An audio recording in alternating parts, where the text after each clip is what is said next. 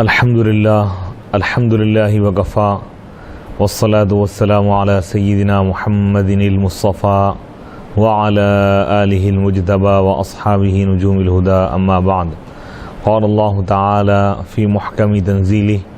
اعوذ باللہ من الشیطان الرجیم بسم اللہ الرحمن الرحیم وما آتاکم الرسول فخذوه وما نهاکم عنہ فانتہوا واتقوا اللہ ان اللہ شدید العقاب۔ ابن ماجہ شریف کا درس الحمدللہ جاری و ساری ہے۔ جامعہ انواریہ کے زیر اہتمام تفسیر حدیث صحاح ستہ کے بشمول اور فقہ کے تقریباً 25 علمی کتابوں کی ویڈیو ریکارڈنگ کا کام جاری و ساری ہے،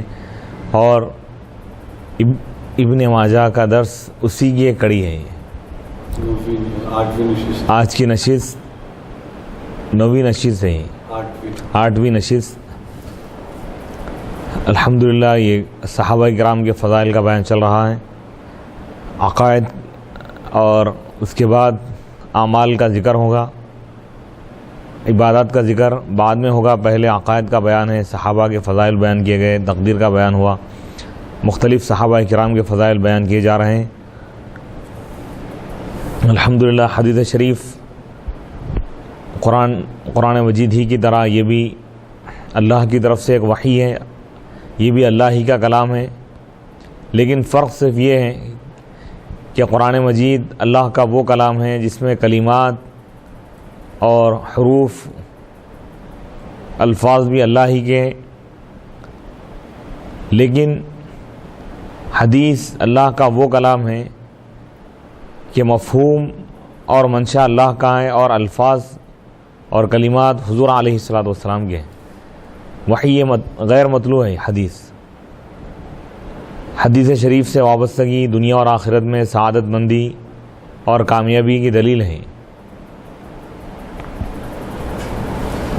صحابہ کرام کے فضائل کا بیان ہے۔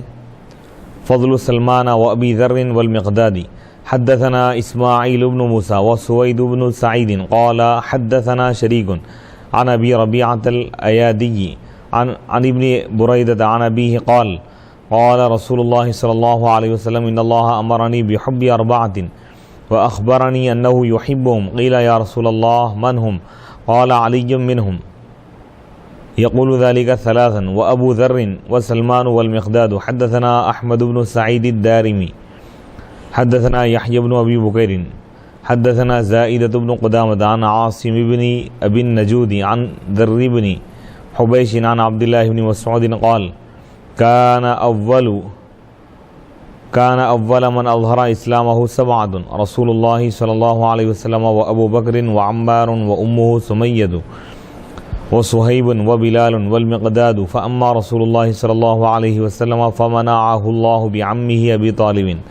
وأما أبو بكر فمنعه الله بقومه وأما سائرهم فأخذهم المشركون وألبسوهم أدراع الحديد وصهروهم في الشمس فما منهم من أحد إلا وقد واتاهم على ما أرادوا إلا بلالا فإنه هانت عليه نفسه في الله وهان على قومه فأخذوه فأعطوه الولدان فجعلوا يطوفون به في شعاب مكة وهو يقول أحد أحد۔ حدثنا علي بن محمد حدثنا وكيع عن حماد بن سلمة عن ثابت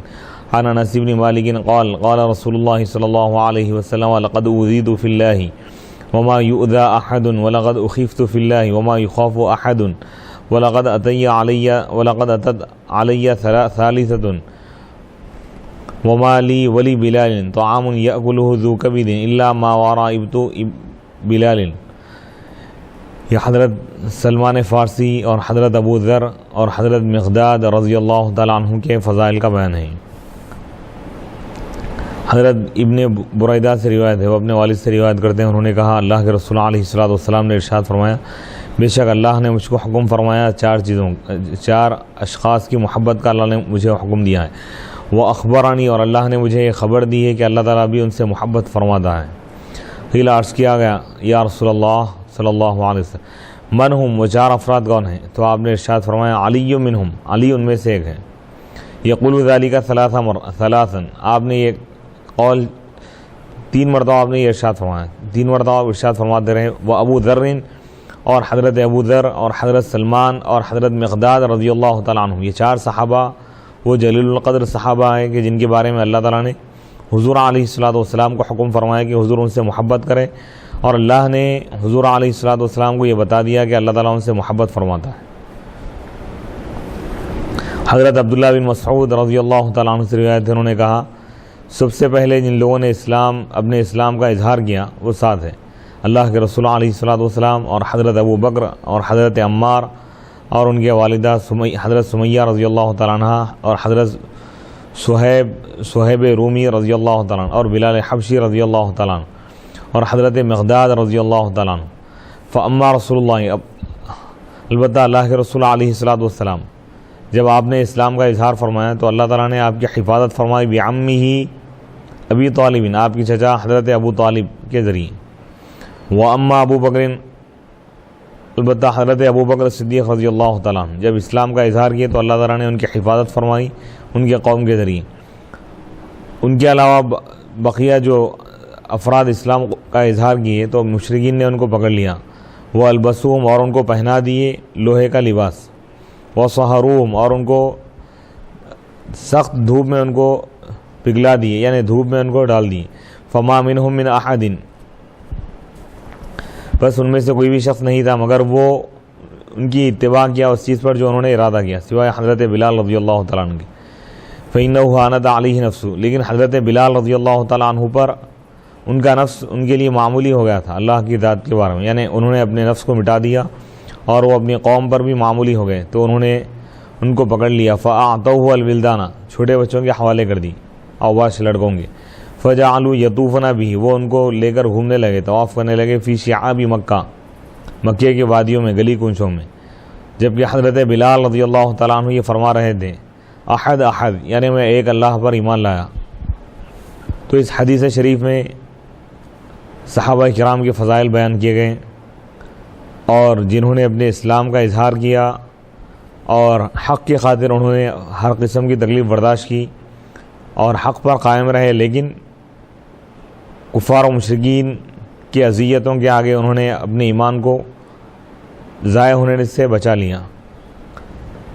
حضرت انس بن مالک رضی اللہ تعالیٰ عنہ سے روایت ہے، انہوں نے کہا اللہ کے رسول علیہ الصلوۃ والسلام نے ارشاد فرمایا یقیناً مجھے اللہ کی راہ میں تکلیف دی گئی، وما یؤذى احد، اور ایسی تکلیف دی گئی جو کسی کو تکلیف نہیں دی گئی، وَلَقَدْ أُخِفْتُ فِي اللَّهِ، اور یقیناً مجھے خوف زدہ کیا گیا، مجھے ڈرایا گیا اللہ کے بارے میں، وما يخاف احد، اور کسی کو اتنا نہیں ڈرایا جاتا، وَلَقَدْ أَتَى عَلَيَّ ثَالِثَةٌ، 3 راتیں مجھ پر، تیسری رات بھی مجھ پر اس طرح گزری کہ میرے لیے اور حضرت بلال کے لیے کوئی ایسی غذا نہیں تھی جس کو تناول کرتا ہے، جس کو کھاتا ہے کوئی جگر والا، یعنی کوئی انسان،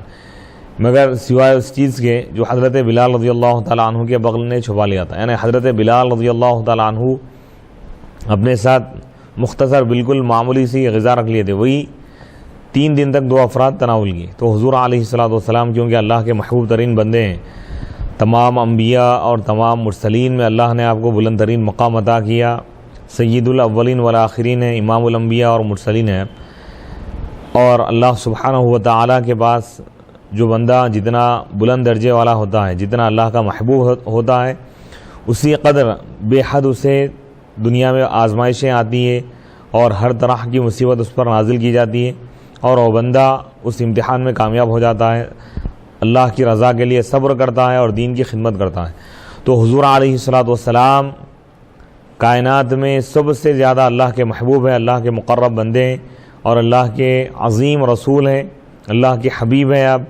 اسی لیے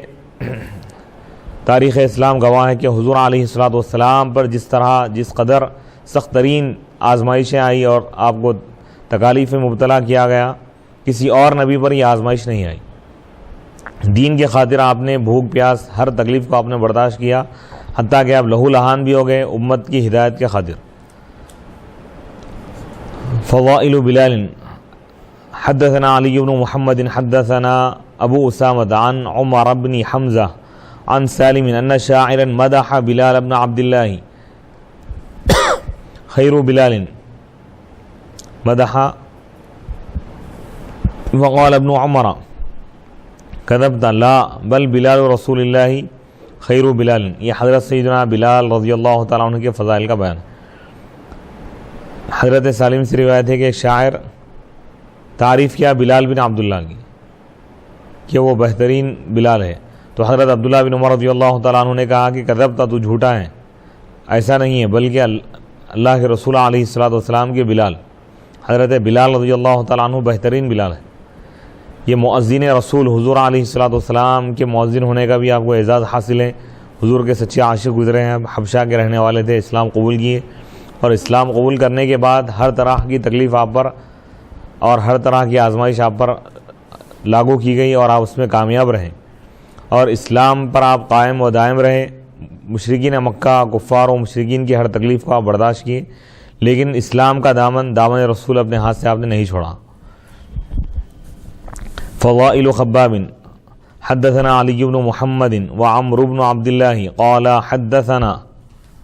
وكيع حدثنا سفيان عن ابي اسحاق عن ابي ليلى الكندي قال جاء خباب الى عمر فقال ادن فما احد احق بهذا المجلس منك فجاء الا عمار فجعل خباب يريه آثارا بظهره مما عذبه المشركون. حدثنا محمد بن المثنى حدثنا عبد الوهاب بن عبد المجيد حدثنا خالد الحذاء عن ابي قلابة عن انس بن مالك ان رسول الله صلى الله عليه وسلم قال ارحم امتي بامتي ابو بكر واشدهم في دين الله عمر واصدقهم حياء عثمان واقضاهم علي بن ابي طالب واقرأهم لكتاب الله ابي بن كعب واعلمهم بالحلال والحرام معاذ بن جبل وافرضهم زيد بن ثابت. الا وان لكل امة امينا وامين هذه الامة ابو عبيدة بن الجراح. حدثنا علي بن محمد حدثنا وكيع عن سفيان عن خالد الحذاء عن ابي قلابة مثله. حضرت سیدنا خباب رضی اللہ تعالیٰ عنہ کے فضائل. یہ بھی جلیل القدر صحابی ہے، اسلام کی خاطر ہر تکلیف کو برداشت کیے، شہید کیے گئے. حضرت ابو لیلہ الکندی سے روایت ہے، انہوں نے کہا خباب رضی اللہ تعالیٰ عنہ حضرت عمر رضی اللہ تعالیٰ عنہ کے پاس آئے. فقال، تو حضرت عمر رضی اللہ تعالیٰ عنہ نے فرمایا کہ تم قریب ہو جاؤ، بس کوئی بھی زیادہ حقدار نہیں ہے اس نشست کا، اس بیٹھک کا، تم سے بڑھ کر کوئی زیادہ حقدار نہیں سوائے عمار کی. یعنی حضرت عمر رضی اللہ تعالیٰ عنہ جو خلیفہ وقت ہے، امیر المؤمنین، بہت یعنی حضرت عمر رضی اللہ تعالیٰ عنہ اپنے قریب بلا کر بٹھا رہے ہیں اور فرما رہے ہیں کہ تم سے بڑھ کر کوئی حقدار نہیں ہے اس محفل کا، اس نشست کا، سوائے عمار کی. تو حضرت خباب رضی اللہ تعالیٰ عنہ ان کو بتانے لگے وہ نشانات جو ان کے پشت پر تھے، ان کی پیٹھ پر جو تھے، مما اس چیز کی وجہ سے جو مشرکین ان کو تکلیف پہنچائے. مشرکین اتنی اس قدر تکلیفیں آپ کو پہنچائے کہ آپ کے پشت مبارک پر، پیٹھ پر ماروں کے نشانات بیٹھ گئے تھے. تو وہ نشانات آپ بتانے لگے. اسلام کے خاطر انہوں نے یہ تکلیفوں کو برداشت کیا. حضرت انس بن مالک رضی اللہ تعالیٰ عنہ سے روایت ہے کہ اللہ کے رسول علیہ الصلوۃ والسلام نے ارشاد فرمایا میری امت میں سب سے زیادہ رحم کرنے والے، رحم دل میری امت پر، یعنی میری امت پر سب سے زیادہ رحم کرنے والے میری امت میں سے کون ہے؟ وہ حضرت ابو بکر صدیق رضی اللہ تعالیٰ عنہ، اور ان میں سب سے زیادہ سخت دین کے معاملے میں حضرت عمر رضی اللہ تعالیٰ عنہ، اور ان میں سب سے زیادہ سچے حیا کے اعتبار سے حضرت سیدنا عثمان غنی رضی اللہ تعالیٰ عنہ، اور ان میں سب سے زیادہ فیصلے کی صلاحیت رکھنے والے، فیصلہ کرنے والے، حق فیصلہ کرنے والے حضرت علی ہیں، اور ان میں سب سے زیادہ اچھی طرح کی قرآن کی تلاوت کرنے والے قاری، جید قاری حضرت ابی ابن کعب ہے، اور ان میں سب سے زیادہ حلال اور حرام کا علم جاننے والے حضرت معاذ بن جبل ہے، اور ان میں سب سے زیادہ علم میراث، یعنی کسی شخص کا اگر انتقال ہو جائے اس کی دولت جائیداد کو کس طرح تقسیم کرنا چاہیے ورثہ میں، یہ علم جاننے والے، میراث کا علم جاننے والے، علم فرائض جاننے والے حضرت زید بن ثابت ہیں. سنو خبردار، آگاہ ہو جاؤ، بے شک ہر امت کا ایک امین ہوتا ہے، اور اس امت کے امین ابو عبیدہ بن جراح رضی اللہ تعالیٰ عنہ. تو صحابہ کے فضائل بیان کیے گئے، ہر ایک کی ایک خوبی، ایک کمال بیان کیا گیا ہے. تو ہم کو ہر صحابی کے ان پہلوؤں کو اختیار کرنا ہے کہ کہ حضرت ابو بکر صدیق رضی اللہ تعالیٰ عنہ کی رحمت ہر مومن کے دل میں ہونا چاہیے، یعنی مشفقانہ انداز، امت کے ساتھ رحم دلی، اور دینی معاملات میں شدت، یعنی شدت سے مراد ایسی شدت نہیں ہے کہ دوسروں کے لیے، یعنی اپنی ذات کے لیے شدت ہونا ہے، دوسروں کے لیے نہیں۔ جیسے حق گوئی کی بات اگر آ جائے، حق بات کہنے کا اگر مقام ہے تو وہاں حاکم وقت سے یا وقت کے کسی بھی ذی اثر شخص سے ڈرنے کی ضرورت نہیں ہو، وہاں حق گوئی سے کام لینا چاہیے، یہ دینی معاملات میں ہے۔ اور حضرت عثمان غنی رضی اللہ تعالیٰ عنہ کا ایک خاص وصف آپ نے بیان کیا، حیا۔ آج اس کی بے انتہا ضرورت ہے، بے حیائی عام ہو رہی ہے، میڈیا کے ذریعے، الیکٹرانک میڈیا اور پرنٹ میڈیا کا اس میں اہم رول ہے، اور آج کل کا جو معاشرہ ہے اور جو کالجز اور اسکولز ہیں اس میں جو تعلیمی نظام ہے، تعلیمی نہج ہے، تعلیمی جو اسٹائل ہے، اس کی وجہ سے بھی بہت ساری خرابی ماحول میں پیدا ہو چکی ہے، سوسائٹی میں بے حیائی کی طرف انسان جا رہا ہے، اور اس سے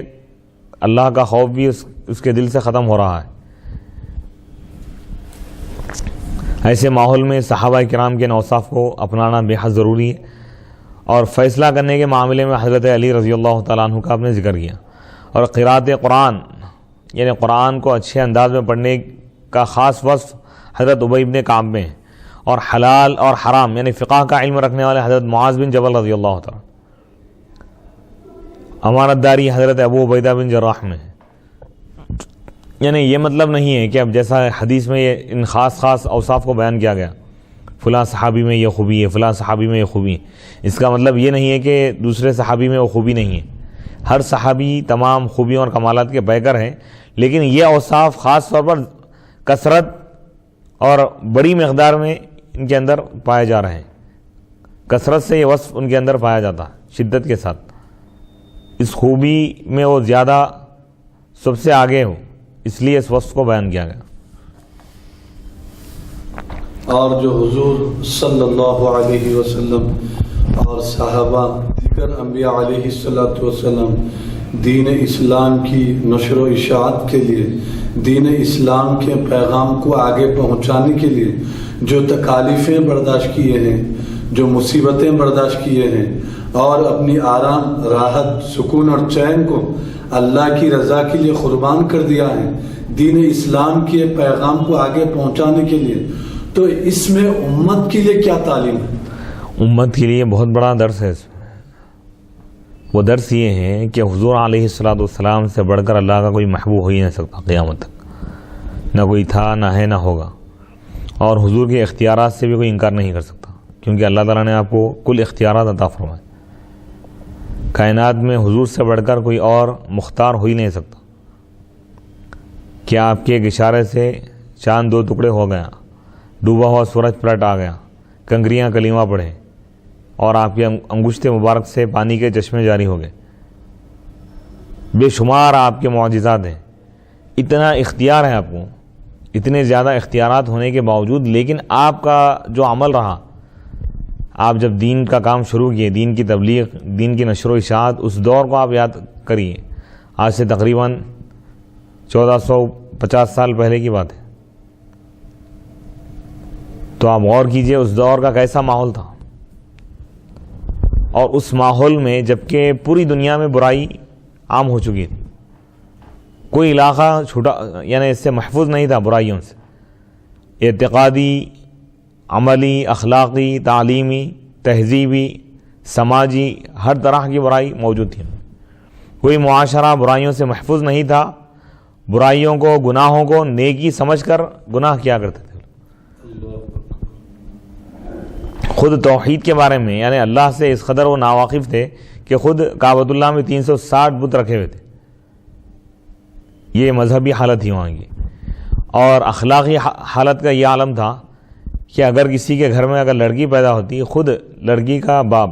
اس کو زندہ دفن کرتا تھا، اتنی بے رحمی اور لڑکیوں سے نفرت جو اس معاشرے میں عام ہو چکی تھی، اور غیر اللہ یعنی اللہ سبحانہ و تعالی کا کوئی ماننے والا، جاننے والا، کوئی پہچاننے والا تھا ہی نہیں، ایک خدا کی اگر بات کی جاتی ان کے سامنے تو سخت نفرت کرتے۔ ایسے ماحول میں حضور تنے تنہا عرب کے معاشرے میں، پوری دنیا میں آپ نے تنہا دین اسلام کی تحریک کا آپ نے آغاز فرمایا، اور عرب کے گلی کنچوں میں آپ نے فرمایا کہ قولوا لا الہ الا اللہ تفلحوا، لا الہ الا اللہ کہو کامیاب ہو جاؤ گے. تو پورا عرب آپ کے خلاف ہوں گے، اور طرح طرح کی آپ کو تکلیف پہنچائی گئی، آپ کی راہ میں، آپ کے راستے میں کانٹے بچھائے گئے. آپ علیہ الصلوۃ والسلام کعبۃ اللہ کے صحن میں نماز ادا کرتے تو آپ کے جسم مبارک پر غلادت ڈال دی جاتی، اور آپ علیہ الصلوۃ والسلام پر پتھر برسائے گئے. اور آپ علیہ الصلوۃ والسلام طائف کا جب سفر کیے، حدیث میں یہ بھی بیان کیا گیا کہ جب مکے کے لوگ اسلام کا انکار کرنے لگے، اسلام کو ماننے کے لیے جب تیار نہیں ہوئے، تھوڑے تھوڑے ایک ایک فردن ایک ایک شخص اسلام میں داخل ہو رہا تھا، بتدریج اسلام کا آغاز ہوا. تو اس ماحول میں آپ نے یہ دیکھا کہ طائف کا سفر کرنا مناسب ہے، اور طائف کا آپ نے رخ فرمایا. طائف جب پہنچے تو آپ کے ساتھ حضرت بلال تھے. 3 راتیں ایسی گزری آپ کی کہ حضور فرماتے ہیں کہ آپ اور آپ ہی ایک صحابی ہیں بس، اور پورے لوگ مخالفین ہیں. ایسے ماحول میں آپ گئے دین اسلام کی خاطر. کتنا بڑا احسان ہے، حضور کے کسی ایک چھوٹے سے احسان کا بھی پوری دنیا مل کر بدلہ ادا نہیں چکا سکتی، احسان ادا نہیں کر سکتی. اگر ہم پوری زندگی حضور علیہ الصلوۃ والسلام کے لیے ہم قربان کر دیں، اپنی گردن بھی کٹا دیں، تو آپ کا وہ ایک خون کا خطرہ جو آپ میدان طائف میں آپ نے بہایا، اس کا بھی پوری امت مل کے حق ادا نہیں کر سکتی. سبحان اللہ. اور نبی کا صبر اور استقلال دیکھو. آج اگر کسی شخص کے اندر تھوڑا سا اگر پاور آ جائے، حکومت یا اقتدار مل جائے، یا دولت آ جائے، یا پہلوانی یا جسامت جسمانی طاقت آ جائے، کوئی اگر اس کو برا بھلا کہے یا گالی گلوچ کرے تو فوراً وہ اس کو قتل کر دیتا ہے. آج کی نوبت یہ ہے، آج کا معاملہ یہ ہے. لیکن حضور جن کے ہاتھ میں جنت اور دوزخ کے فیصلے آپ کے ہاتھ میں ہیں، آپ کے آپ کا ایک اشارہ کافی ہے، لیکن آپ نے اس کے باوجود صبر اور تحمل کا مظاہرہ فرمایا، اور اخلاق حسنہ کا آپ نے نمونہ پیش کیا پوری امت کے لیے. اگر چاہتے اگر آپ ایک بددعا کرتے تو بس پوری قوم ہلاک ہو جاتی، لیکن آپ علیہ الصلوۃ والسلام کا شیوا نہیں رہا. 3 راتیں ایسی گزری کہ حضور علیہ الصلوۃ والسلام فرماتے ہیں کہ کھانے کے لیے ہمارے پاس کوئی چیز موجود نہیں تھی، صرف اتنی ہی مقدار میں غذا تھی کہ حضرت بلال رضی اللہ تعالیٰ عنہ، ایک شخص اپنے بغل میں اگر کوئی چیز رکھ سکتا ہے پکڑ کر، یعنی بالکل مختصر چھوٹا سا ٹفن تھا، وہ 3 دن چلا.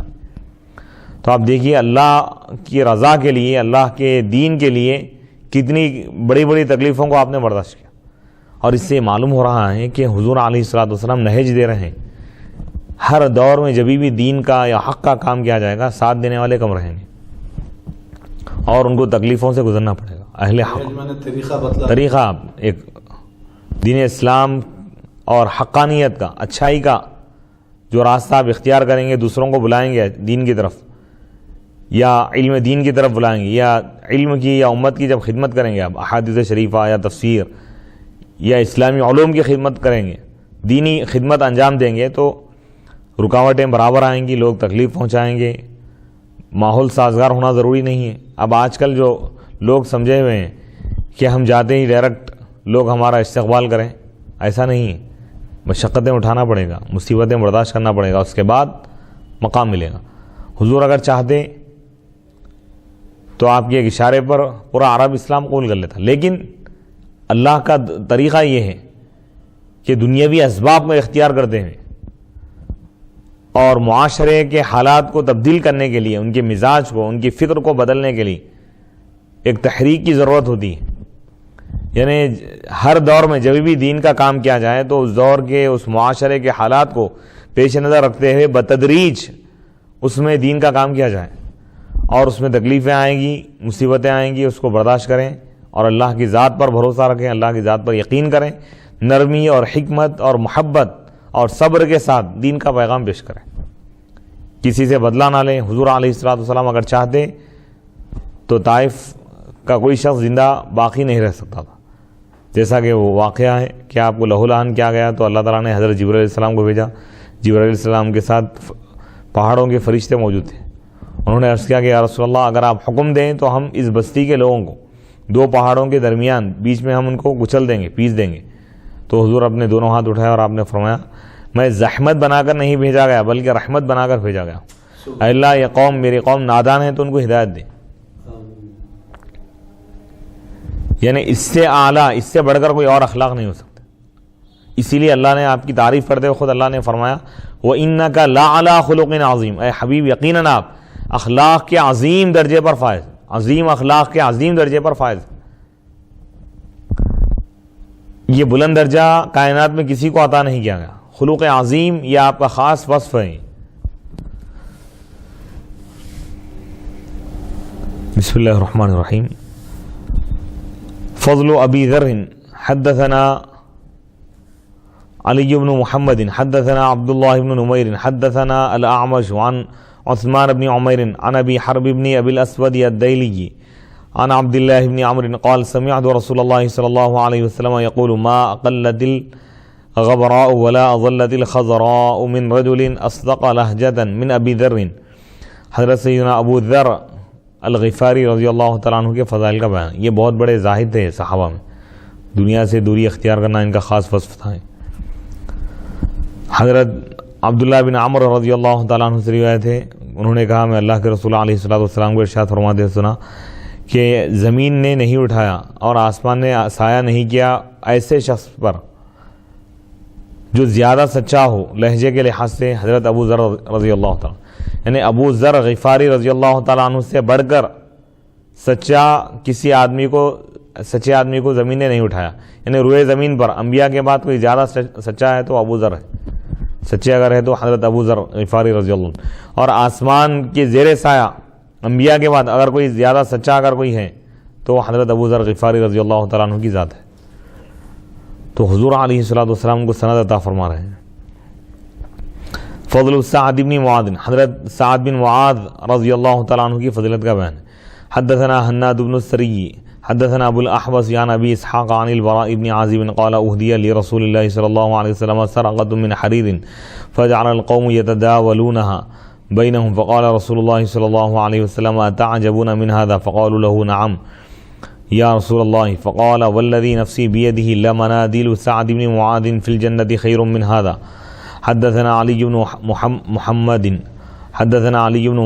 حدثنا ابو معاوية عن الأعمش عن ابي سفيان عن جابر قال قال رسول الله صلى الله عليه وسلم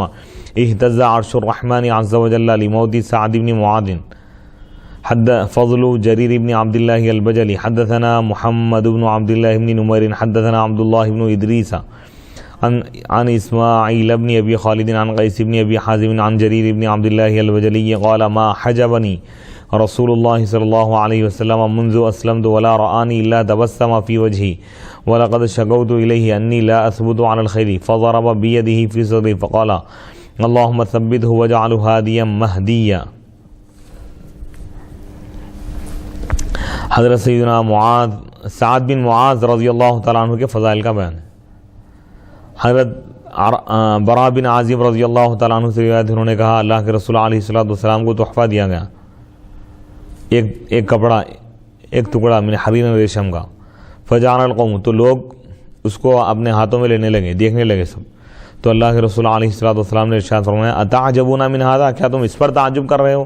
یعنی ریشم کا نرم کپڑا تھا، صحابہ دیکھ کر اس پہ تعجب کر رہے تھے کہ اتنا نرم ملائم کپڑا ہے۔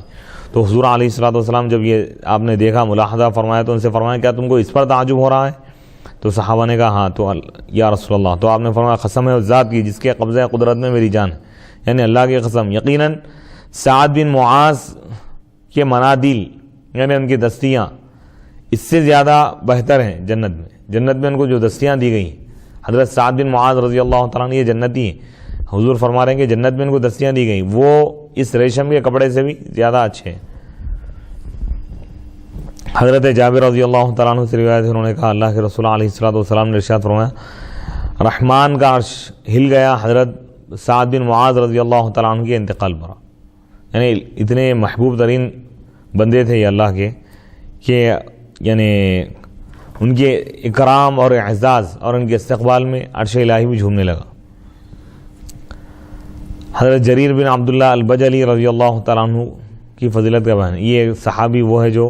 حضور علیہ الصلوۃ والسلام کے وصال سے تھوڑا یعنی اواخر میں یہ اسلام قبول کیے۔ حضرت جریر بن عبداللہ البجلی رضی اللہ تعالیٰ عنہ سے روایت ہے، انہوں نے کہا اللہ کے رسول علیہ الصلوۃ والسلام مجھ سے حجاب نہیں فرمائیں، یعنی مجھ سے آپ یعنی پردہ نہیں فرمائیں، مجھ سے نہیں چھپے آپ، منذ اسلم تو اس وقت سے جب سے میں اسلام قبول کی، ولا رآنی اور نہ آپ نے مجھ کو دیکھا الا تبسما، یعنی جب بھی آپ مجھ کو دیکھیں آپ مسکرائے فی وجہی، میرے چہرے کی طرف دیکھ کر. اور یقیناً میں حضور کی طرف شکایت کیا کہ میں گھوڑے پر قائم نہیں رہتا، یعنی جم کر بیٹھ نہیں سکتا، ٹک نہیں سکتا. تو آپ اپنا دست مبارک میرے سینے پر مارے اور آپ نے فرمایا اللہم ثبت ہوا، اللہ ان کو ثابت قدم رکھ، جما دے، اور وجعلہ ہادیا مہدیا، ان کو رہنما بنا اور ہدایت یافتہ بنا. حضور علی اس کے بعد دوسری حدیث میں حضرت جریر بن عبداللہ رضی اللہ تعالیٰ عنہ فرماتے ہیں کہ کبھی میں اس کے بعد گھوڑے سے نہیں گرا. یہ حضور کی دعا کا اثر ہے. سبحان اللہ سبحان اللہ.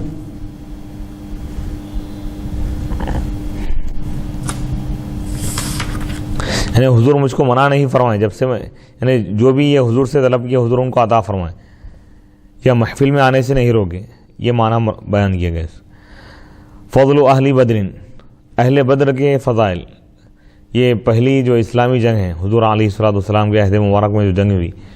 جنگ بدر کہا جاتا ہے. اس میں 313 صحابہ شریک ہوئے اور کفار و مشرکین کی تعداد تقریباً 1000 تھی. صحابہ کرام کو فتح و نصرت ملی، اللہ کی طرف سے کامیابی ملی، اور اس میں جو شریک ہوئے ان کے لیے بے شمار فضائل اور مناقب اور وعدے کیے گئے، ان کے لیے خوشخبریاں بیان کی گئی. ان کے درجات بے حد بلند ہیں، اور ان کے وسیلے سے جو دعا کی جاتی ہے وہ دعا بھی قبول ہوتی ہے. حدثنا علی بن محمد و ابو قریب قال حدثنا وکیع حدثنا سفیان عن یحیی بن سعید عن عبایہ بن رفاعۃ عن جدہ رافع بن خدیج قال جاء جبرائیل او ملک الى النبی صلی اللہ علیہ وسلم فقال ما تعدون من شهد بدرا فیکم قالوا خیارنا قال كذلك هم عندنا خيار الملائكة. حدثنا محمد بن الصباح حدثنا جرير حا وحدثنا علي بن محمد حدثنا وكيع حا وحدثنا أبو كريب حدثنا أبو معاوية جميعا عن الأعمش عن أبي صالح عن أبي هريرة قال قال رسول الله صلى الله عليه وسلم لا تسبوا أصحابي فوالذي نفسي بيده لو أن أحدكم أنفق مثل أحد ذهبا ما أدرك مد أحد ولا نصيفه. حدثنا علي بن محمد وعمر بن عبد الله قال حدثنا وكيع قال حدثنا سفيان عن نسير بن ذعلوق قال كان ابن عمر يقول لا تسبوا أصحاب محمد صلى الله عليه وسلم فلا مقام أحدهم ساعة خير من عمل أحدكم عمره. حدثنا علي بن محمد وعمر بن عبد الله قال حدثنا وكيع عن شعبة عن عدي بن ثابت عن البراء بن عازب قال قال رسول الله صلى الله عليه وسلم من أحب الأنصار أحبه الله ومن أبغض الأنصار أبغضه الله. قال شعبة قلت لعدي سمعته من البراء بن عازب قال إياي حدثنا عبد الرحمن بن إبراهيم حدثنا ابن أبي فديك عن عبد المهيمن بن عباس بن سهل بن سعد عن أبيه عن جده أن رسول الله صلى الله عليه وسلم قال الأنصار شعار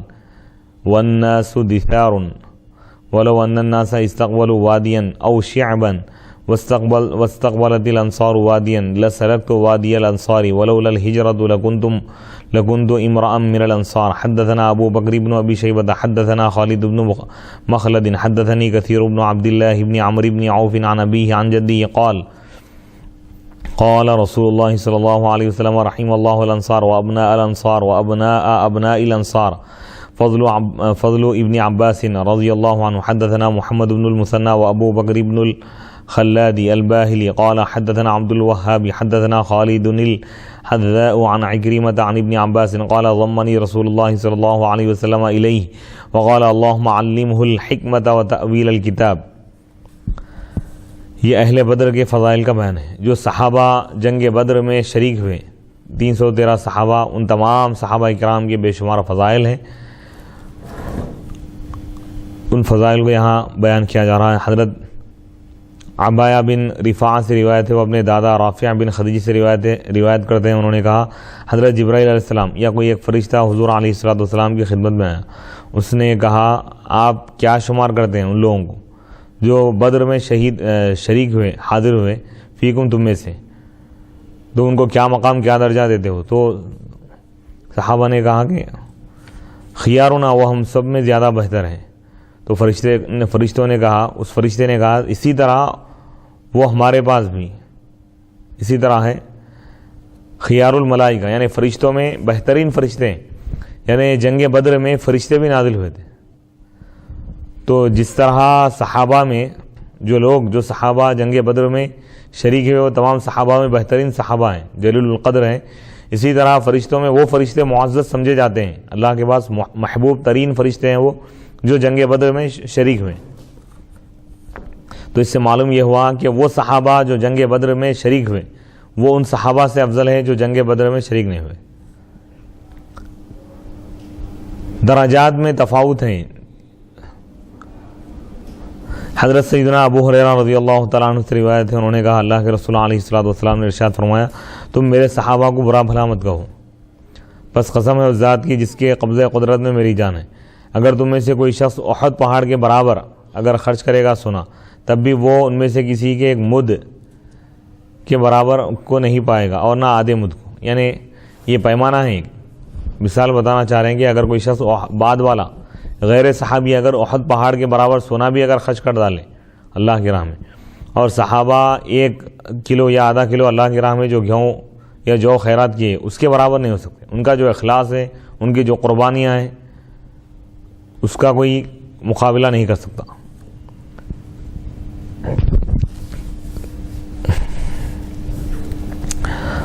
حضرت عبداللہ بن عمر رضی اللہ تعالیٰ عنہ کہا کرتے تھے کہ تم اصحاب محمد حضور علیہ الصلوۃ والسلام کے صحابہ کو برا بھلا مت کہو۔ تو یہ آج کے دور میں جو فرقہ نکل چکا ہے جو صحابہ کی شان میں گستاخیاں کر رہا ہے، ان کو برا بھلا کہہ رہا ہے، تو یقیناً وہ گمراہ ہے۔ صحابہ کو برا بھلا کہنا حضور کی شان میں بے ادبی کرنے کی طرح ہے۔ اہل بیت یا صحابہ کی شان میں گستاخی یہ جہنم میں جانے کا سبب ہے، ذریعہ۔ حضرت عبداللہ بن عمر رضی اللہ تعالیٰ عنہ فرما رہے ہیں کہ ان میں سے کسی ایک شخص کا کھڑا رہنا ایک لمحہ میدان جہاد میں، صحابہ کرام ایک لمحہ بھی جو ٹھہریں، 1 منٹ بھی، وہ زیادہ بہتر ہے تم میں سے کسی شخص کے عمل سے۔ عمر بھر کوئی شخص زندگی بھر ٹھہر کر عبادت کرے اللہ کی راہ میں، اللہ کی عبادت کرے، اللہ کے راستے میں ٹھہر جائیں یا جہاد میں ٹھہر جائیں زندگی بھر، اور صحابی 1 سیکنڈ یا 1 منٹ جو اللہ کی راہ میں جہاد کے لیے ٹھہرے، تو وہ 1 منٹ کے برابر یہ زندگی بھر کا عمل نہیں ہو سکتا ہو رہا۔ تو اس سے معلوم یہ ہو رہا ہے کہ نسبت عمل سے زیادہ بہتر ہے۔ یہ نسبت کا جو فیضان ہے، نسبت کا جو کمال ہے، کوئی عمل اس کی برابری نہیں کر سکتا۔ صحابہ بعد والے اگرچہ کہ زیادہ بھی اگر عمل کریں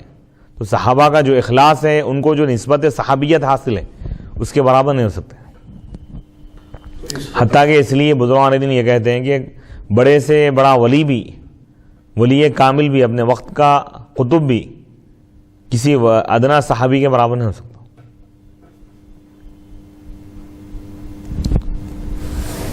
تو صحابہ کا اتنا بلند مقام ہے، ان کا احترام کرنا، ان کا ادب کرنا بے حد ضروری ہے، اس کے بغیر انسان نجات نہیں پا سکتا۔ تو اس حدیث میں حضور اکرم صلی اللہ علیہ وسلم انبیاء اور دیگر بزرگان دین ہیں، اولیاء اللہ ہیں، جو اللہ کے ولی ہیں، تو ان سے نسبت رکھنے کا فائدہ جو ہے اور ان سے نسبت کا اشارہ مل رہا ہے۔ تو اس میں اصل بات تو وہی ہے نا، صحابہ کو یہ جو مقام ملا ہے ان کے اعمال کی وجہ سے نہیں ہے، حضور علیہ الصلوۃ والسلام کی صحبت اور رفاقت میں جو بیٹھے ہو، کہ اسی کا فائدہ نہیں۔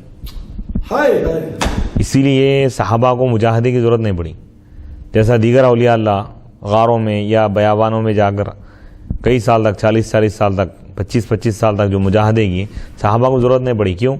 حضور کی ایک نگاہ جب ان کے دل پر پڑ گئی تو پورے دل کے جو بیماریاں ہیں اس سے پاک و محفوظ ہو گئے۔ حضور کی ایک نگاہ فیض کا یہ عالم ہے کہ جس پر نگاہ ڈال دیے اس کا بیڑا پار ہوگا۔ نگاہ ایسی آپ ڈال دیے کہ وہ بھی جنتی، جو ان کو دیکھا وہ بھی جنتی بن گیا، صحابی بھی جنتی، تابعی بھی جنتی۔ سبحان اللہ، سبحان اللہ۔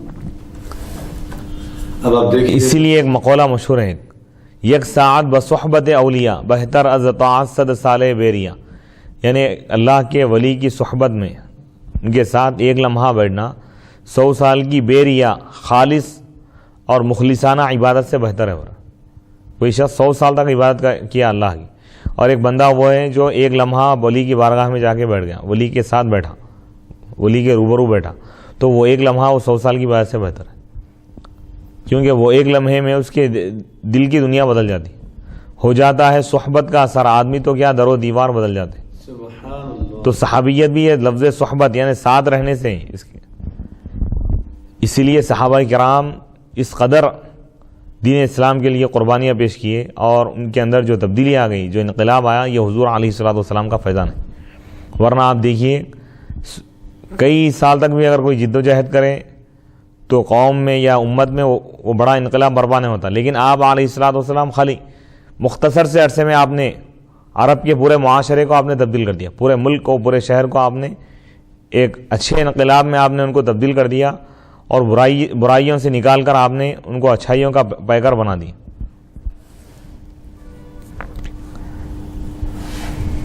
بسم اللہ الرحمن الرحیم. حضرت براء بن عازب رضی اللہ تعالیٰ عنہ سے روایت ہے, انہوں نے کہا اللہ کے رسول علیہ الصلوۃ والسلام نے ارشاد فرمایا, جو انصار سے محبت کیا اللہ تعالیٰ اس سے محبت کیا, اور جو انصار سے دشمنی کیا اللہ تعالیٰ اس سے دشمنی کیا. انصار صحابہ کی دو قسمیں ہیں, بعض مہاجرین ہیں, بعض انصار ہیں.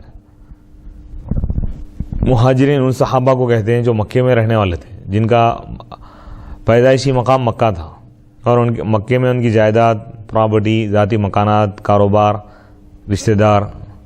گھر بار, تمام چیزیں مکے میں ہی تھیں. لیکن جب مکے میں ان کے لیے, مکے کی زمین ان کے لیے جب تنگ ہو گئی, دین پر عمل کرنے سے جب ان کو روکا گیا, ہر طرح سے ان پر ظلم کیا گیا, سوشل بائیکاٹ کیا گیا, سماجی مقاطعہ کیا گیا, 3 سال تک شیعہ ابی طالب میں حضور علیہ الصلوۃ والسلام اور صحابہ رہے, بھوکے پیاسے زندگی گزارے, تو اللہ کا حکم یہ ہوا کہ اسلام کی خاطر مکہ چھوڑ کر, اپنا آبائی, اپنا وطن اصلی چھوڑ کر اللہ کی رضا کے لیے دین کی خاطر مدینہ کو جانے کا حکم ہوا. اس سے پہلے بھی کچھ صحابہ ہجرت کی, وہ حبشہ کی طرف کی, اور باقی کے تمام صحابہ مدینہ منورہ روانہ ہو گئے. حضور علیہ الصلوۃ والسلام بھی خود ہجرت فرمائے. حضرت ابو بکر صدیق رضی اللہ تعالیٰ عنہ اس سفر میں آپ کے ساتھ تھے. تو اس میں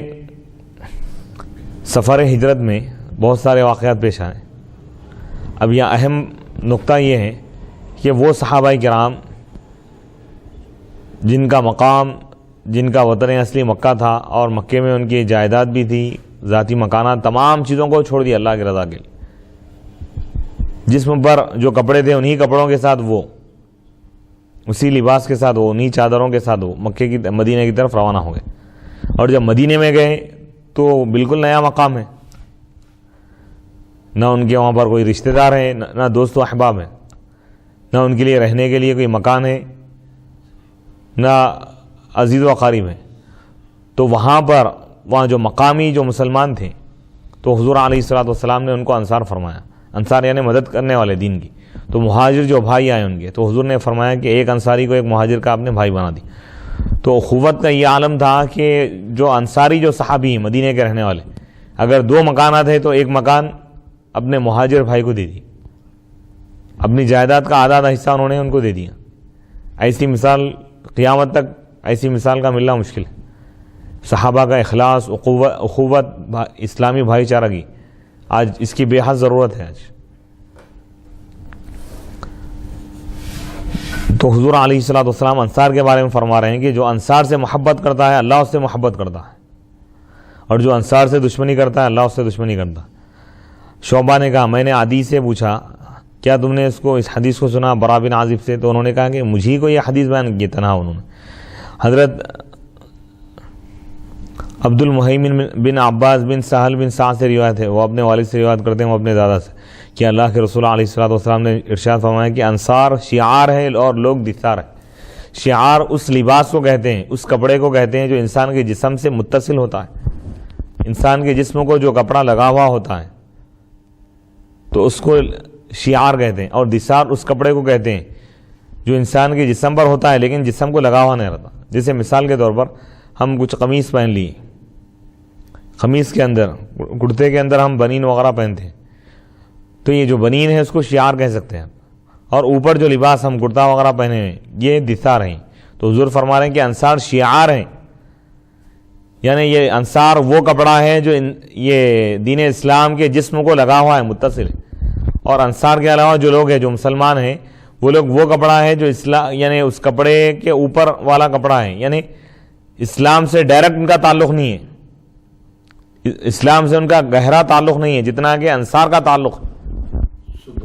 اسلام کو بالکل لگے ہوئے متصل ہیں۔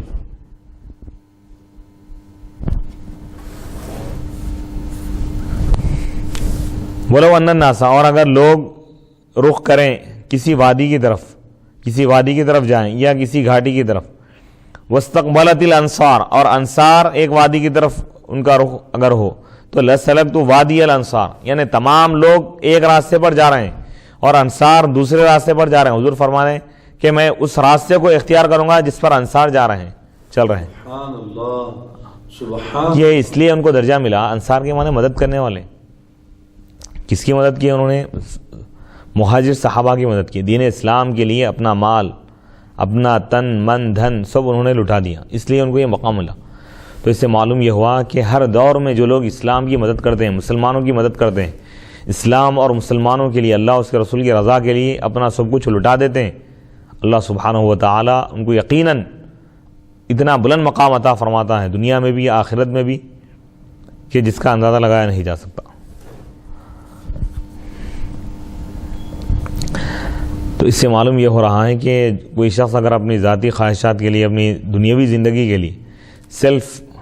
اپنی ذات کے لیے اگر خرچ کر رہا ہے تو وہ قابل فخر نہیں ہے۔ قابل فخر وہ بندہ ہے جو اپنی دولت دین کی راہ میں خرچ کر رہا ہے، دین اسلام کی خدمت کے لیے، دینی علوم کی نشر و اشاعت کے لیے، قرآن و حدیث کے پیغام کو امت کے ہر فرد تک پہنچانے کے لیے، عالم اسلام کے تمام مسلمانوں تک قرآن اور حدیث کا، اللہ اور اس کے رسول کا پیغام صحابہ اور اہل بیت، تابعین، طب تابعین، ائمہ اربعہ اور کل اولیاء اور ان کی زندگیوں کا جو پیغام ہے، ان کے اعمال اور ان کے اخلاص اور ان کی دیانتداری، دینداری اور ان کی زندگیوں کا اور ان کی سیرت کا جو پیغام ہے، اس پیغام کو دنیا والوں کے سامنے پیش کرنے کے لیے جو شخص تعاون کرے گا تو یقیناً اللہ سبحانہ و تعالی اس کی دنیا بھی بہتر بنائے گا، قبر کی زندگی بھی اللہ تعالیٰ اس کی سنوار دے گا اور آخرت میں بھی اللہ تعالیٰ اس کو بلند درجہ عطا کرے گا۔ اور قابل فخر بندہ وہی ہے حقیقت میں جو اپنی دولت اللہ کی راہ میں خرچ کرتا ہے، دین کے لیے خرچ کرتا ہے، قرآن و حدیث کے لیے خرچ کرتا ہے، دینی کاموں میں خرچ کرتا ہے، وہ قابل فخر ہے۔ وہ بندہ قابل فخر نہیں ہے جو اپنی دولت کے ذریعے بلند عمارتیں بنا رہا ہے، جائیدادیں بنا رہا ہے، پراپرٹی بنا رہا ہے، وہ بندہ قابل فخر نہیں ہے۔ وہ بندہ قابل فخر ہے جو سب کچھ دین اسلام کے لیے قربان کر رہا ہے۔ تو ہم یہ کریں کہ ہم دین اسلام کے لیے خرچ کرنے والے بن جائیں، دین اسلام کے لیے اپنا سب کچھ، آرام بھی خرچ کریں، اپنا آرام بھی قربان کریں، اپنا وقت بھی قربان کریں، اپنی دولت بھی قربان کریں، اپنے اہل و عیال کو بھی ہم دین اسلام کے لیے قربان کرنے کے لیے تیار ہو جائیں۔ یہی ایمان کا تقاضا ہے، یہی محبت رسول کا تقاضا ہے، یہی محبت اہل بیت کا تقاضا ہے، یہی محبت صحابہ کا تقاضا ہے، یہی قرآن و حدیث کا خلاصہ ہے۔ بسم اللہ الرحمن الرحیم۔ حضور نے فرمایا کہ ولولا الہجرۃ، اور اگر ہجرت نہ ہوتی، اگر ہجرت کا حکم نہ ہوتا تو میں انصار میں سے میں انصاری ہوتا۔ حضور مہاجر تھے نا، مکہ چھوڑ کر آپ مدینہ کی طرف چلے، تو اسلام کی عظمت کو اس میں بتایا جا رہا ہے۔ اگر اپنا ملک بھی اگر چھوڑنا پڑے تم اسلام کے خاطر، ملک بھی چھوڑ دو، اپنا ذاتی مکان بھی اگر چھوڑنا پڑے تو وہ بھی چھوڑ دو اللہ اور اس کے رسول کی رضا کے لیے۔ ہجرت یہ نہیں ہے کہ کوئی کمانے کے لیے یہاں سے سعودی عرب جا رہا ہے، دبئی جا رہا ہے، شارجہ جا رہا ہے، مسقط جا رہا ہے، عمان جا رہا ہے، کویت جا رہا ہے، لندن جا رہا ہے، امریکہ جا رہا ہے، گلف جا رہا ہے، وہ کمانے کے لیے جا رہا ہے، یہ اس کو ہجرت نہیں کہیں گے۔ ہجرت وہ ہے جو دین کے خاطر سب کچھ چھوڑ دیں۔ یہ بہت بڑی قربانی ہے۔ ذاتی مکان، اس دور کو آپ یاد کریے جبکہ غربت کا دور تھا، اس وقت وہ اپنی ذاتی پراپرٹی چھوڑ دی اور کافر اس پر قبضہ کر لی، کفار و مشرکین اس پر قابض ہو گئے، سب کچھ چھوڑ کر چلے گئے صحابہ کرام اسلام کے خاطر۔ آج بھی ہم ان تمام صحابہ کرام کو جو دین اسلام کے لیے، ان تمام اہل بیت کرام کو ہم خراج عقیدت پیش کرتے ہیں جنہوں نے اسلام کا پیغام قیامت تک کے مسلمانوں کو پہنچانے کے لیے، اسلام کی حفاظت کے لیے، تعلیمات اسلامیہ کو باقی رکھنے کے لیے انہوں نے اپنے ملک کو، اپنے ذاتی مکانات کو، اپنی جائیداد کو، اپنی دولت کو، اپنے اہل و عیال کو، خود اپنے نفوس کو انہوں نے اللہ اس کے رسول کی رضا کے لیے، اللہ کے دین کے خاطر انہوں نے قربان کر دیا۔ سبحان اللہ، سبحان اللہ۔ حضرت سیدنا عباس رضی اللہ تعالیٰ عنہ کے فضائل بیان کیے جا رہے ہیں۔ اس سے پہلے ایک حدیث ہے، اللہ کے رسول علیہ الصلوۃ والسلام نے ارشاد فرمایا، اللہ تعالیٰ رحم فرمائے انصار پر۔ حضور دعا کر رہے ہیں کہ جو دین کی مدد کرنے والے ہیں اللہ تعالیٰ ان کو رحم کرے، اور خاص طور پر وہ صحابہ جو مدینہ منورہ میں رہنے والے تھے اور انہوں نے مہاجرین اور دین اسلام کی مدد کی۔ حضور فرما رہے ہیں کہ اللہ تعالیٰ ان انصار پر رحم کریں، اور انصار کے بیٹوں پر یعنی ان کی اولاد پر بھی اللہ تعالیٰ رحم کرے، اور انصار کے بیٹوں پر بھی اللہ تعالیٰ رحم فرمائے۔ یعنی اللہ تعالیٰ یعنی اللہ کے رسول علیہ الصلوۃ والسلام انصار کی پوری نسل کے لیے آپ دعا فرما رہے ہیں، اللہ تعالیٰ ان کے اولاد میں، ان کے اولاد کی اولاد میں بھی اللہ تعالیٰ برکت عطا فرمائے۔ حضور یہ دعائیں فرما رہے ہیں، رحمت کی دعا کر رہے ہیں۔ حضرت عبداللہ بن عباس رضی اللہ تعالیٰ عنہ کے فضائل کا بیان ہے۔ یہ حضور کے چچیرے بھائی ہے، صحابی رسول بھی ہے۔ حضرت عبداللہ بن عباس رضی اللہ تعالیٰ عنہما سے روایت ہے کہ انہوں نے کہا، مجھ کو اللہ کے رسول علیہ الصلوۃ والسلام چمٹا لی، گلے لگا لیا، اور آپ نے دعا کی، اللہم علمہ الحکمت و تأویل الکتاب، اے اللہ ان کو حکمت سکھا دے، حکمت کا علم عطا فرما، حکمت عطا فرما، اور کتاب کی تأویل کا علم عطا فرما۔ حکمت سے مراد حدیث ہے، سنت یا احکام، اور قرآن کی تفسیر، یہ دو چیزوں کے لیے آپ نے دعا کی۔ حضرت عبداللہ بن عباس رضی اللہ تعالیٰ عنہ کے لیے حضور خاص دو دعائیں دے رہے ہیں، اللہ تعالیٰ کی بارگاہ میں دعا کر رہے ہیں کہ اللہ ان کو حکمت عطا فرما، حکمت کا علم عطا فرما۔ حکمت کیا ہے؟ حدیث، سنت رسول، یا حکمت سے مراد احکام ہے، اور قرآن کی تفسیر کا علم ان کو عطا فرما۔ اس لیے بہت بڑے مفسر گزرے ہیں حضرت عبداللہ بن عباس رضی اللہ عنہ۔ تو آپ دیکھیے حضور علیہ الصلوۃ والسلام صحابی کو دعا دے رہے ہیں، تو علم کی آپ دعا دے رہے ہیں، تو علم دین کی بڑی اہمیت ہے۔ اب یہ دعا نہیں کیا کہ اللہ ان کو بہت مالدار بنا دے، دعا دے رہے ہیں کہ اللہ ان کو حکمت عطا فرما، حکمت کا علم عطا فرما، قرآن و حدیث کا ان کو علم عطا فرما، تفسیر کا علم ان کو عطا فرما۔ تو اس سے معلوم یہ ہوا کہ حضور کی نظر میں اگر سب سے بڑی اگر کوئی نعمت ہے ایمان کے بعد تو علم دین ہے، سبحان اللہ۔ تفسیر کا علم ہے، قرآن کا علم ہے، حدیث کا علم ہے۔ یہ جو سلسلہ چل رہا ہے الحمدللہ اسی کی ایک کڑی ہے۔ وہاں پر حکمت سے مراد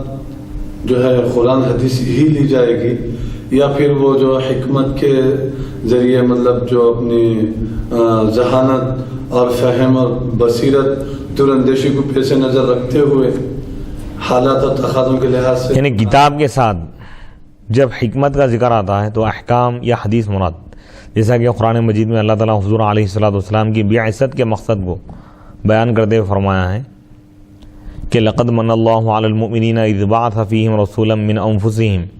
اللہ تعالیٰ کا بہت بڑا احسان ہے، اللہ نے بہت بڑا احسان کیا مومنین پر، کیونکہ اللہ تعالیٰ نے انہی میں سے ایک باعظمت رسول کو بھیجا۔ یتلو علیہم آیاتہ، وہ رسول ان پر تلاوت فرماتے ہیں اللہ کی آیتوں کی، قرآن کی تلاوت فرماتے ہیں۔ ویزکیہم، اور ان کو پاک کرتے ہیں۔ ویعلمہم الکتاب والحکمہ، ان کو کتاب اور حکمت کی تعلیم دیتے ہیں۔ چار چیزوں کا ذکر کیا گیا، آیتوں کی تلاوت، تزکیہ نفس، اور تعلیم کتاب، تعلیم حکمت، قرآن کی تعلیم دینا، قرآن سمجھانا۔ حکمت سے مراد احادیث شریفہ یا احکام مراد ہے۔ پھر بھی حکمت کا بعد میں آ رہا ذکر، پہلے قرآن کی تعلیم آ رہی ہے۔ وَيُعَلِّمُهُمُ الْكِتَابَ وَالْحِكْمَةَ، کیونکہ قرآن کو سمجھنے کے لیے حکمت یعنی حدیث کا ہونا ضروری ہے نا، حدیث کے بغیر قرآن سمجھ نہیں سکتے۔ تو انبیاء نبی کے بھیجے جانے کا اصل جو مقصد ہے،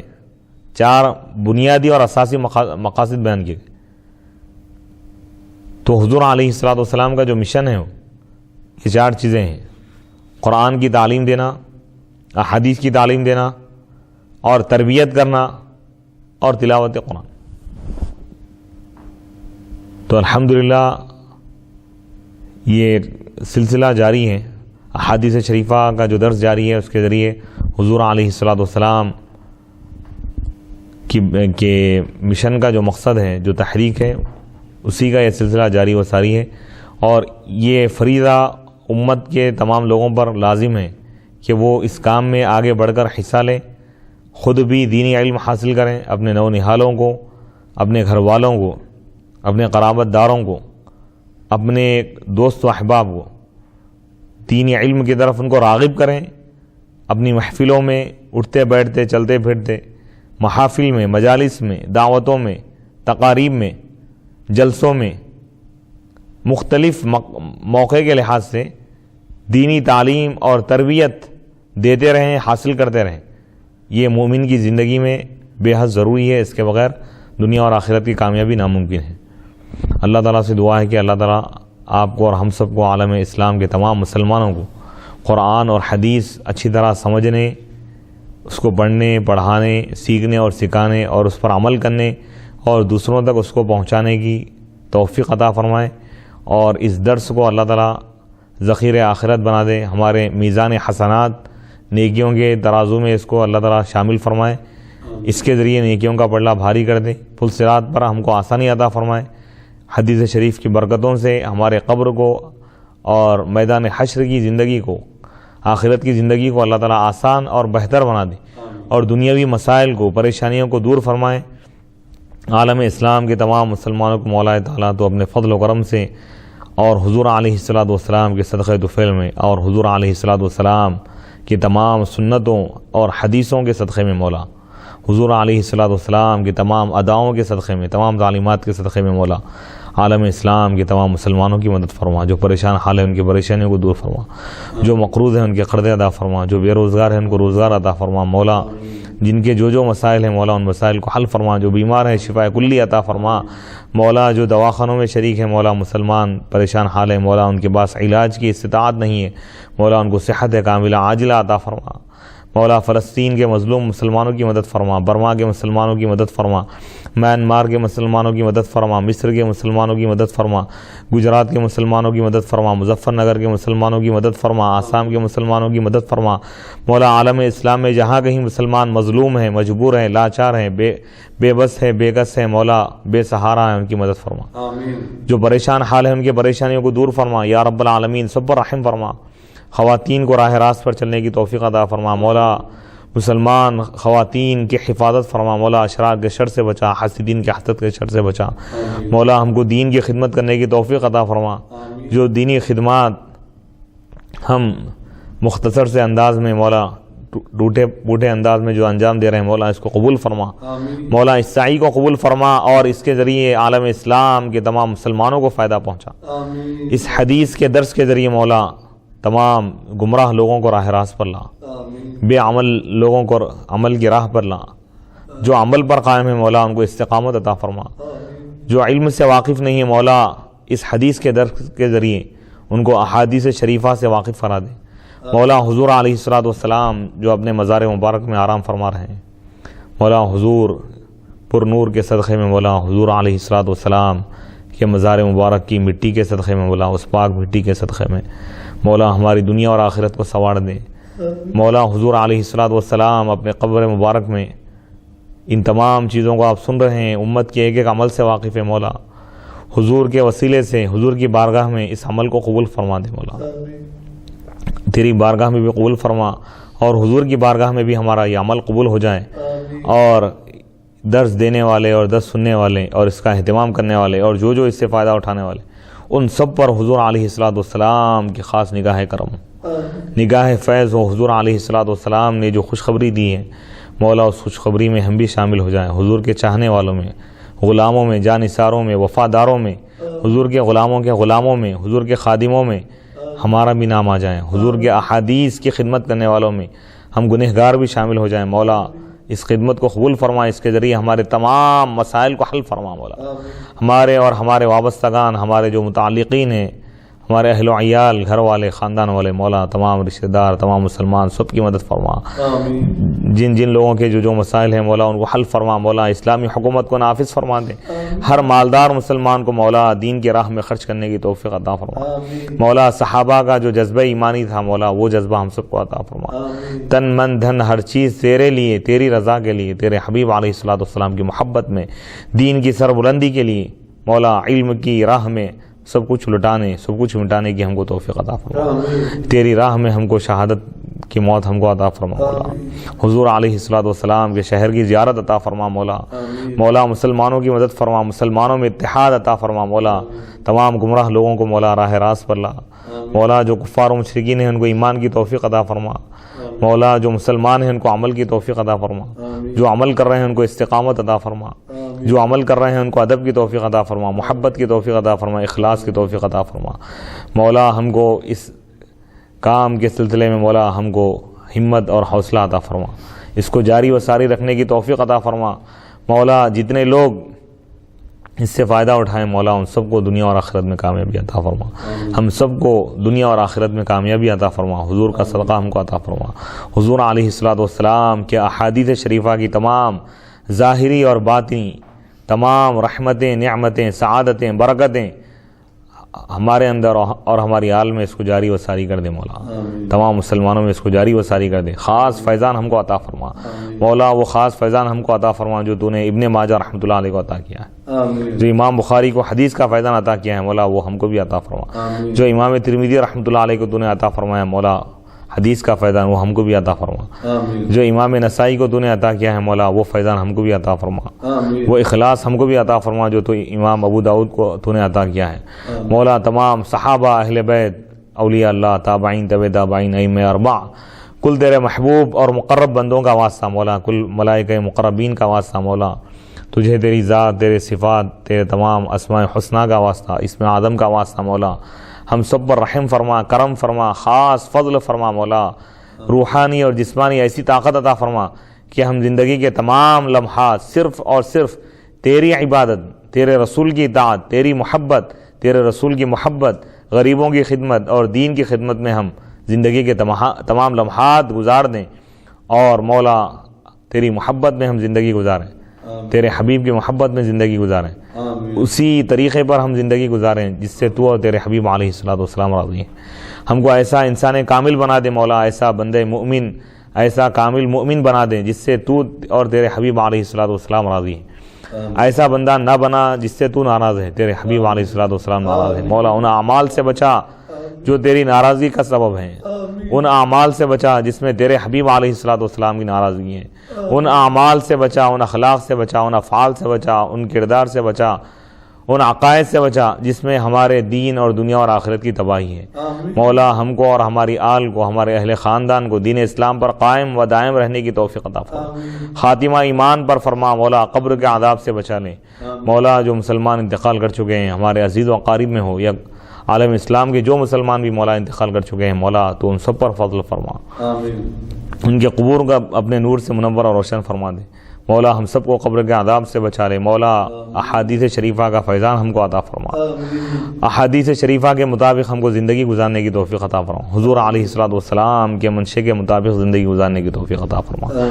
مولا۔ تو اپنے فضل و کرم سے حضور پاک علیہ الصلوۃ والسلام، تمام ازواج مطہرات، تمام نبیین، صدیقین، شہداء اور صالحین کے صدقے میں مولا، تمام کتب سماویہ کے صدقے میں مولا، خصوصاً قرآن مجید کے صدقے میں مولا، تمام احادیث شریفہ کے صدقے میں، خصوصاً صحاح ستہ کے صدقے میں مولا، ان ائمہ کے صدقے میں جنہوں نے یہ کتاب لکھی ہے مولا، ان کے صدقے میں